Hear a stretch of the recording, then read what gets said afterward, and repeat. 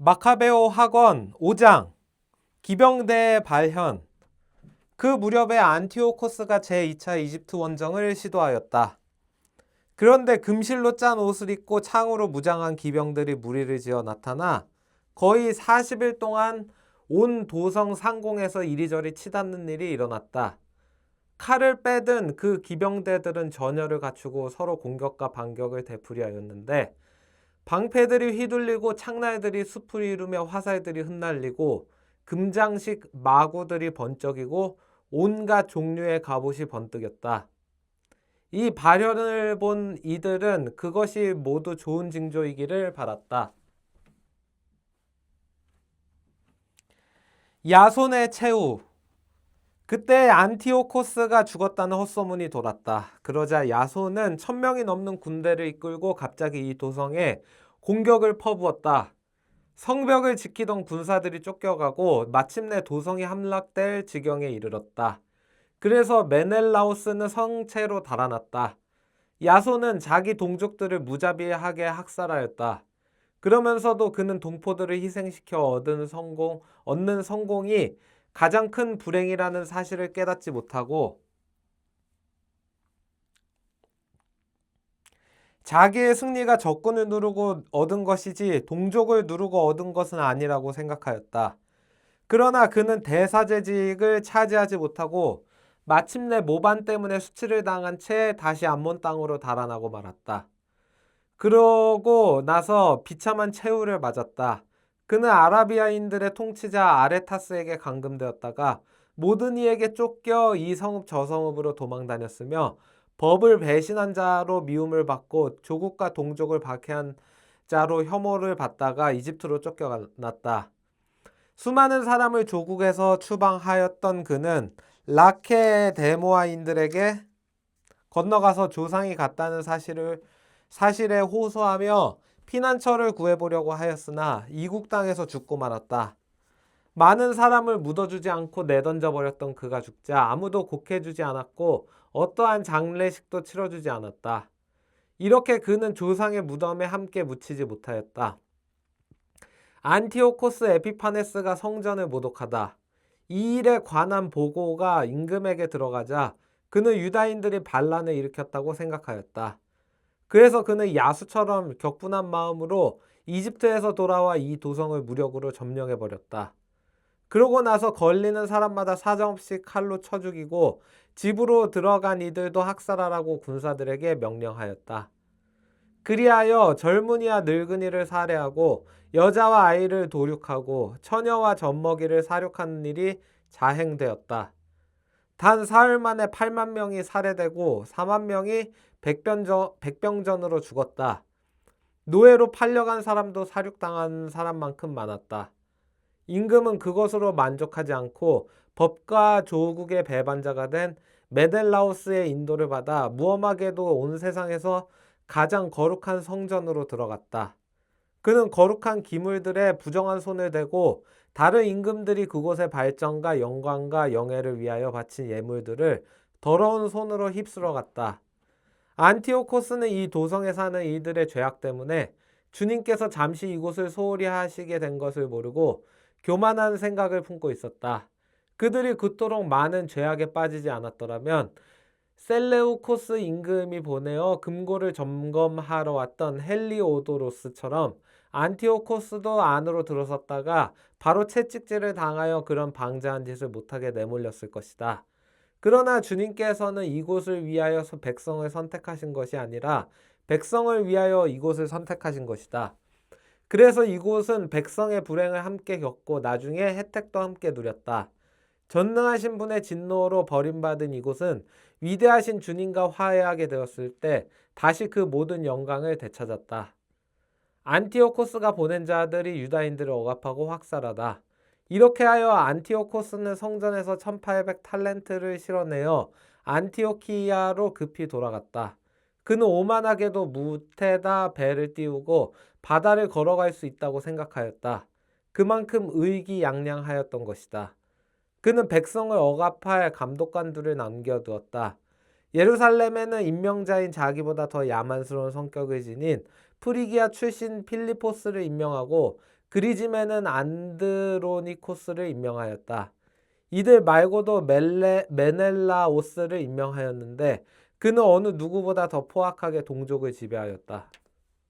유다인들에게 적대감을 품고 있는 안티오코스는 미시아의 수령 아폴로니우스를 군사 2만 2천 명과 함께 보내며 장정들을 모조리 학살하고 여자들과 아이들은 노예로 팔라고 명령하였다. 아폴로니우스는 예루살렘에 도착하자 평화로운 사람인 채 하며 거룩한 안식일까지 기다렸다가 그 날에 유다인들이 일하지 않는 것을 보고 부하들에게 무장 행렬을 하라고 지시하였다. 그러고 나서 그는 이 광경을 보러 나온 이들을 모두 학살하고 무장한 병사들과 함께 이 도성으로 달려들어와 또 수많은 사람을 죽였다. 그때 마카베오라고 하는 유다가 9명가량의 사람들과 함께 광야로 물러갔다. 유다는 그곳에서 동지들과 함께 들짐승처럼 살며 몸을 부정하게 하지 않으려고 줄곧 들에 나는 것만 먹고 살았다. 이교 예식을 강요하다. 6장. 그 뒤에 얼마 되지 않았을 때 임금은 아테네에 원로 한 사람을 보내어 유다인들이 조상들의 법을 버리고 하느님의 법대로 살지 못하도록 강요하였다. 또한 예루살렘에 있는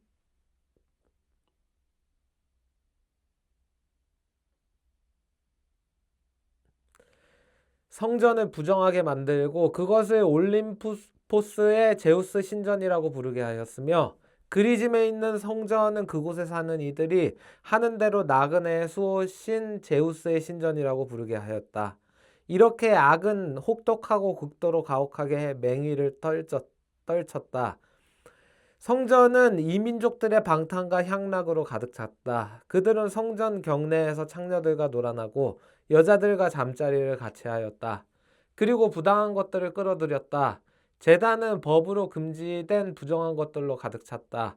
사람들은 안식일을 지낼 수도 없고 조상 때부터 전해오는 축일도 지킬 수 없었으며 스스로 유다인이라고 할 수조차 없었다. 게다가 달마다 임금의 생일이 되면 끌려가서 지독한 강요를 받아 이교 제사에 참석할 수밖에 없었다.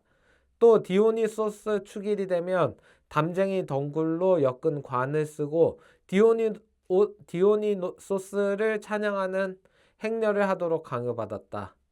프톨레마이스 시민들의 제안으로 이웃 그리스 성읍들에도 칙령이 반포되었다.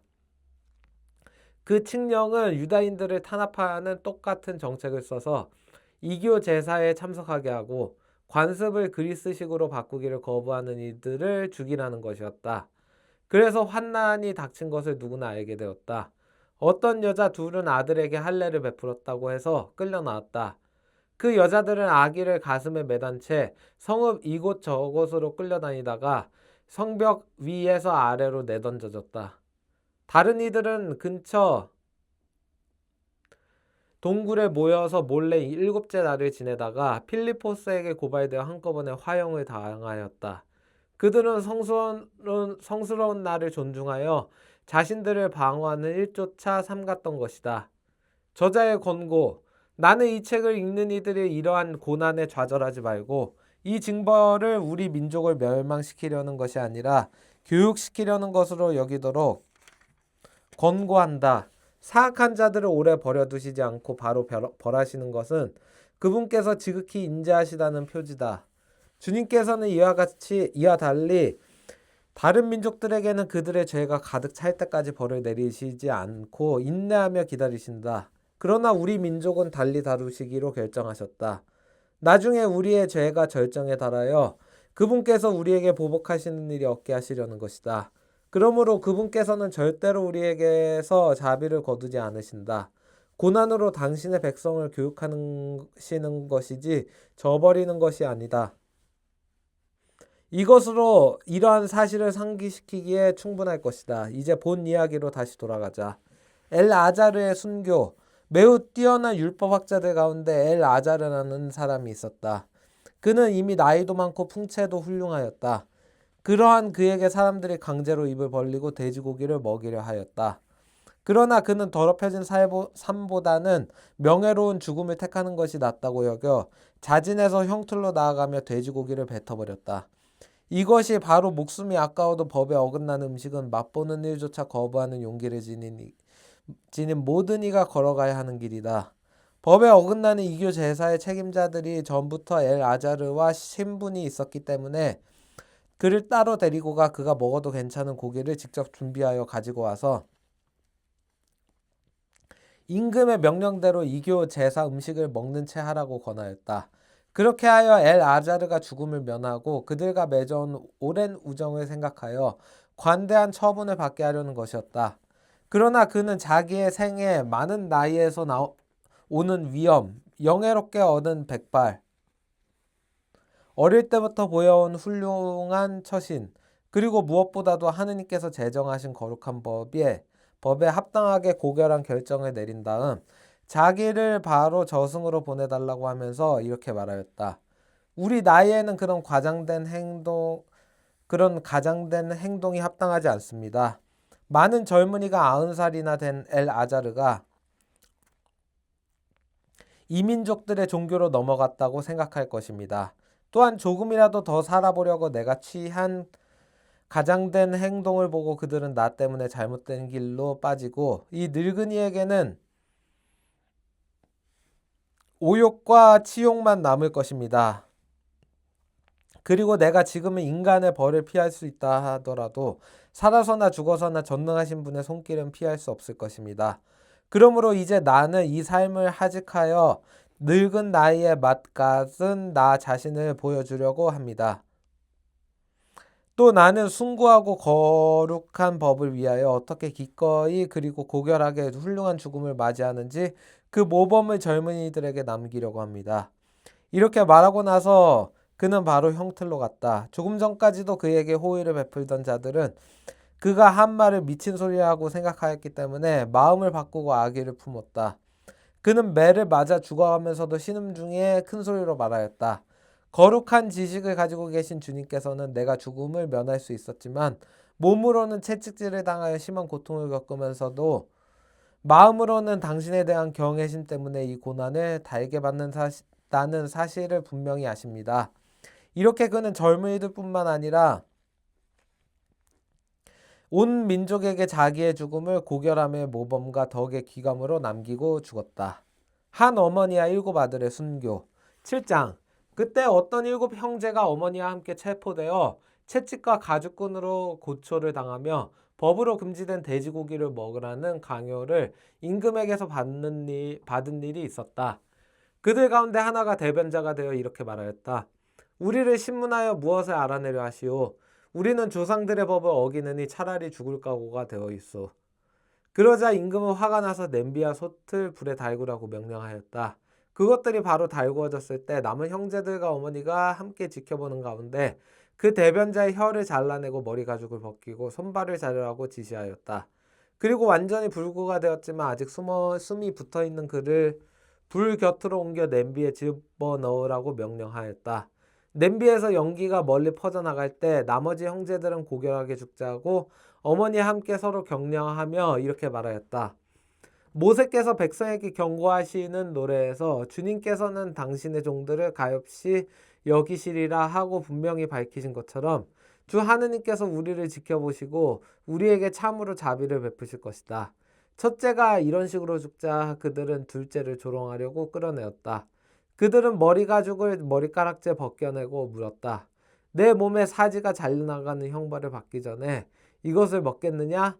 그는 조상들의 언어로 먹지 않겠소 하고 대답하였다.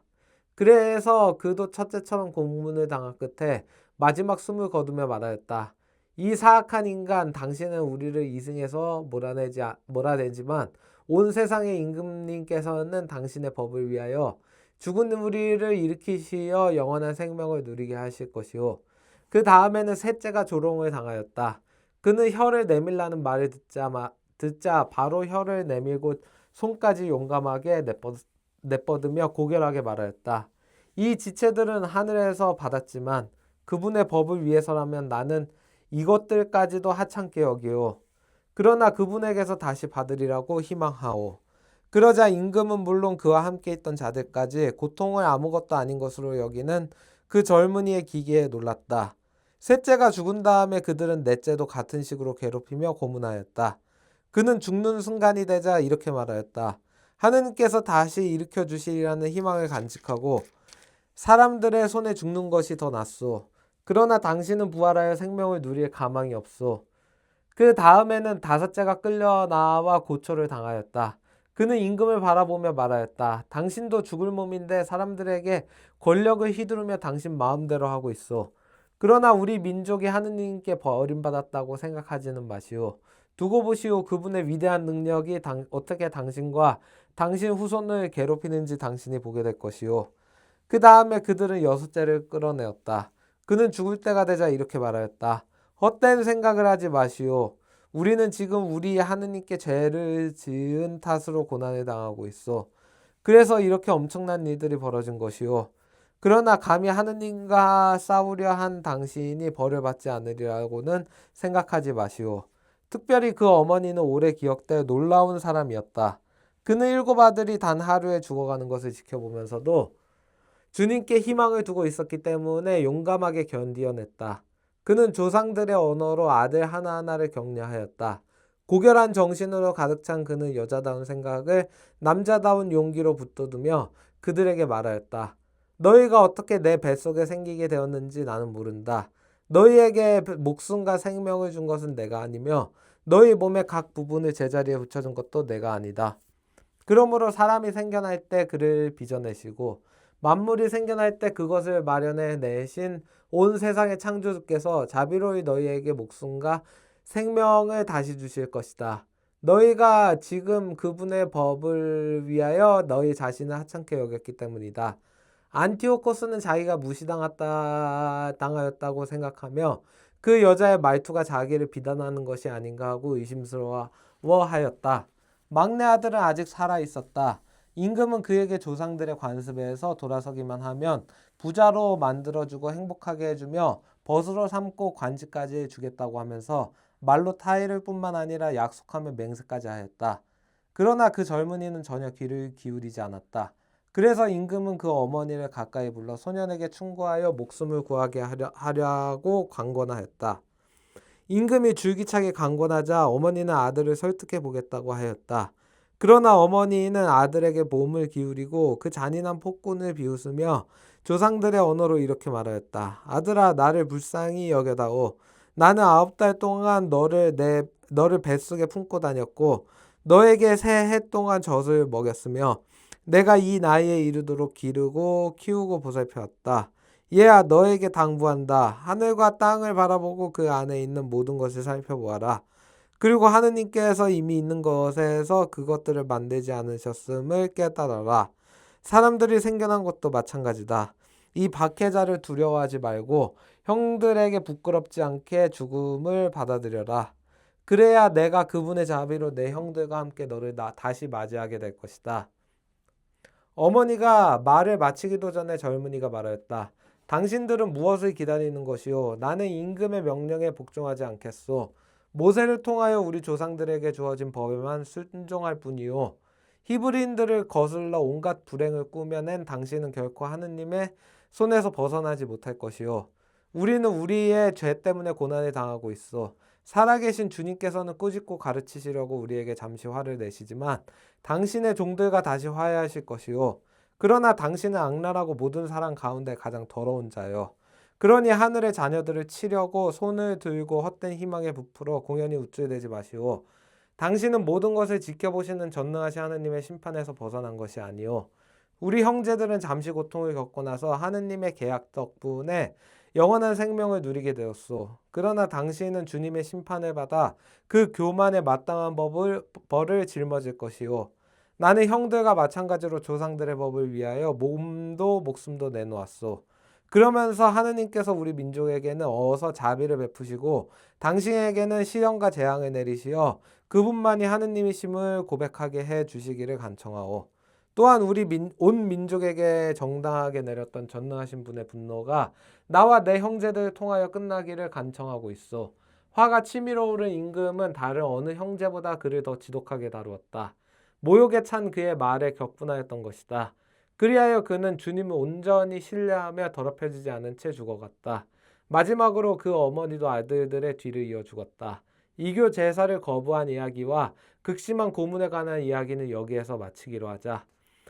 8장 유다 마카베오가 항전하다. 마카베오라고 하는 유다와 그의 동지들은 여러 마을에 몰래 들어가 친족들을 불러내고 유다교에 충실하게 살아온 이들을 소집하여 6천 명가량 모았다.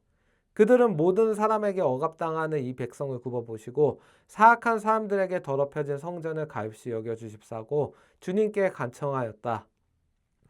또한 파괴되어 거의 무너져가는 이 도성에 자비를 베푸시고 죽은 이들의 피가 당신께 하소연하는 소리를 들어주시며 무죄한 아기들이 당한 무도한 학살과 당신의 이름이 받은 모독을 기억하시고 악에 대한 당신의 혐오감을 드러내시기를 간청하였다.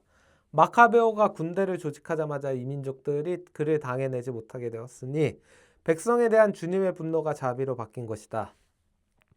그는 성읍과 마을들을 급습하여 불을 지르고 요충지들을 차지하였으며 적지 않은 적군을 패주시켰다.